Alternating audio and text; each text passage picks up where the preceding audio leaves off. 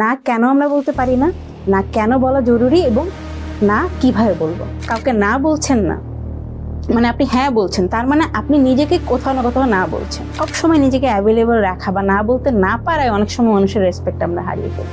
আমরা ভাবি যে না বললে ওই মানুষটার একটা কষ্ট হবে, থাক আমার কষ্ট হোক, কিন্তু আমি ওই মানুষটার কষ্ট না দিই। এই যে না করতে না পারাটা, এটা কিন্তু একটা অনেক বড় একটা স্কিলের অভাব আমাদের, যেটা আসলে আমাদের ছোটবেলা থেকে ওভাবে শেখানো হয়। ধরেন এই সপ্তাহে আপনি ছুটির দিনে ডিউটি করেছেন, এখন পরের সপ্তাহে আপনি ভাবছেন ফাইনালি একটু শুক্রবার আসবে, আমি একটু আরাম করব, রেস্ট নিব। এই সময় আপনার একজন কলিগ বলে ফেলো যে দোস্ত বা আপু বা ভাইয়া, আপনি একটু আমার এই শুক্রবারের ডিউটিটা করে দেন প্লিজ। এখন আপনি তো অনেক ভালো মানুষ, ভদ্র মানুষ, না করতে পারলেন না, মনে মনে খুব রাগ লাগলো, রাগে গজগজ করলেন, কিন্তু আপনি মেনে নিলেন আচ্ছা ঠিক আছে করে দিই।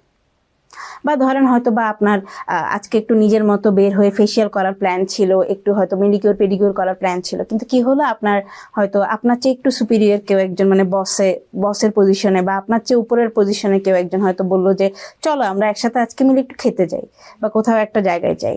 এখন আপনি ওখানে না করতে পারলেন না। এই যে না করতে না পারাটা, এটা কিন্তু একটা অনেক বড় একটা স্কিলের অভাব আমাদের, যেটা আসলে আমাদের ছোটবেলা থেকে ওভাবে শেখানো হয় না। আজকের ভিডিওতে আমরা 3টা জিনিস শিখবো। একটা হচ্ছে যে না কেন আমরা বলতে পারি না, না কেন বলা জরুরি এবং না কিভাবে বলবো। তো প্রথমে আসি, আমরা কেন না বলতে পারি না। আমরা না বলতে পারি না, এটার পিছনে একটা বড় কারণ হচ্ছে যে আমরা আসলে মানুষকে খুশি করতে চাই। কারণ আমরা যখন হ্যাঁ বলি, একটা মানুষ খুশি হয়, তার অ্যাপ্রুভাল আমরা পাই, আমাদের ভালো লাগে। 1 2 নম্বর হচ্ছে যে আমরা আসলে অন্য কাউকে কষ্ট দিতে চাই না।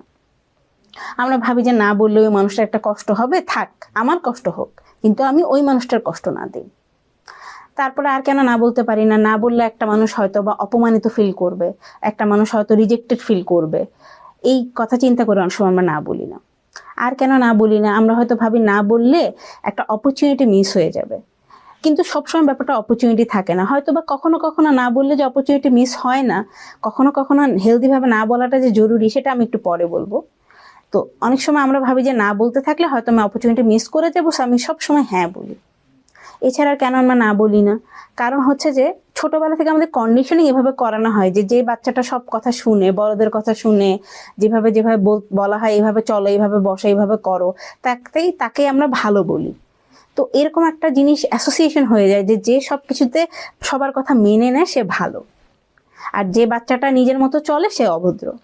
তো সেখান থেকে একটা কন্ডিশনিং হয়ে যায় যে যে বাচ্চাটা না বলে বা যে না বলে সে হয়তো অত ভালো না। তো আমরা চাই যে আমরা সবার কাছে একটু ভালো হতে চাই, বা পিপল প্লিজিং টেন্ডেন্সি থেকে আমরা সবখানে হ্যাঁ বলি।